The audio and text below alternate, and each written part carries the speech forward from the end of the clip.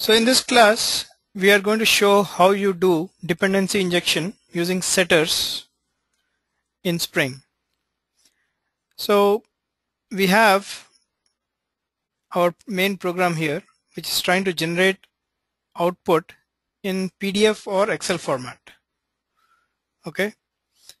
So our main class is this class called output helper.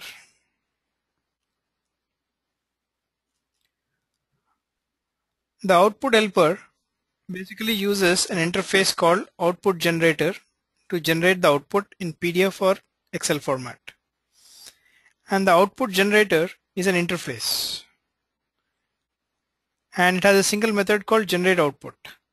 So output helper delegates generating the output to the output generator.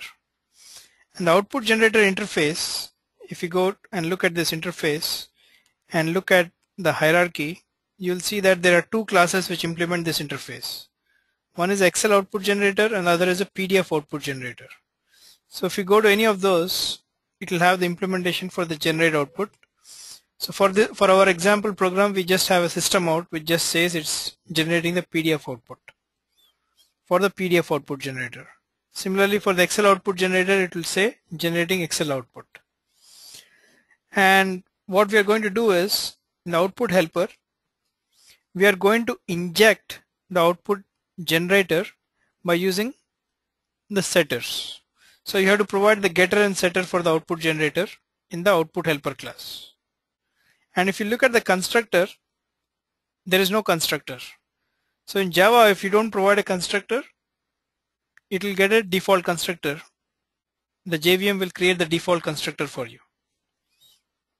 And you are not required to provide the default constructor. And in the Spring context XML file is first loaded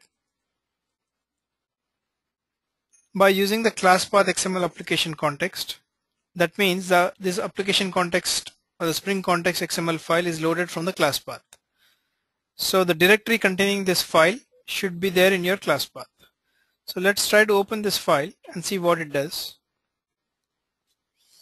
So here it uses a bean called output helper. And the output helper bean is of class output helper. And here we are setting the property of this output helper, and that property is nothing but output generator. So it's going to call the set output generator method in the output helper class. So if you see the set output generator, it takes any object of iOutput generator interface. So any class which implements this interface can be passed to the set output generator. So if you go back to the Spring context XML file, we are passing a PDF output generator bean, and the PDF output generator is a class, is a bean of class PDF output generator. And this PDF output generator implements the iOutput generator. So there is an easy relationship between the class and the interface that it implements. So every PDF output generator is an iOutput generator. So an object of PDF output generator can be substituted where an iOutput generator is expected. So in the setter method of the output helper, we have any class which implements the iOutput generator. So the PDF output generator implements the iOutput generator, so it can be passed here.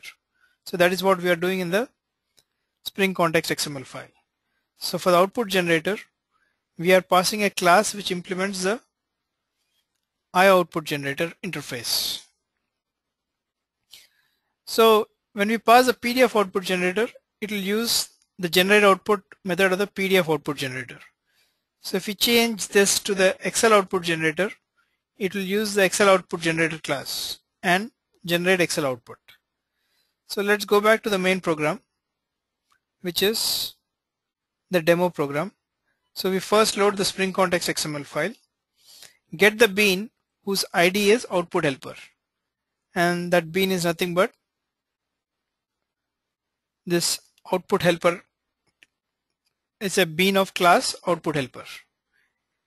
So what Spring will do is it will create an object of this class and then call the setter method, because you have defined the property to be set to, and the value that you're using is a reference. So this reference, it looks for any bean with that ID. So PDF output generator is nothing but this bean. So it will call the set method on the output helper object.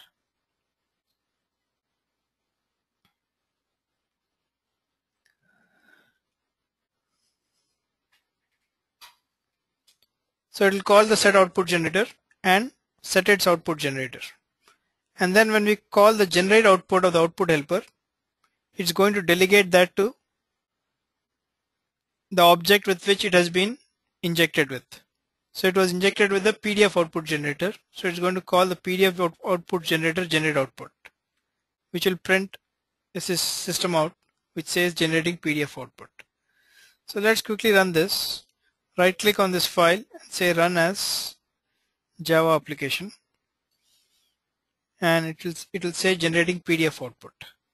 So if I have to change it to generate Excel output, all I have to do here is, instead of the PDF output generator, use the Excel output generator and run this program again.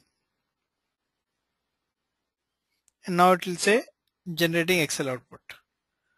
So this is how we do inject. This is how we inject classes using setter injection. The previous class I showed how you do it with constructor injection.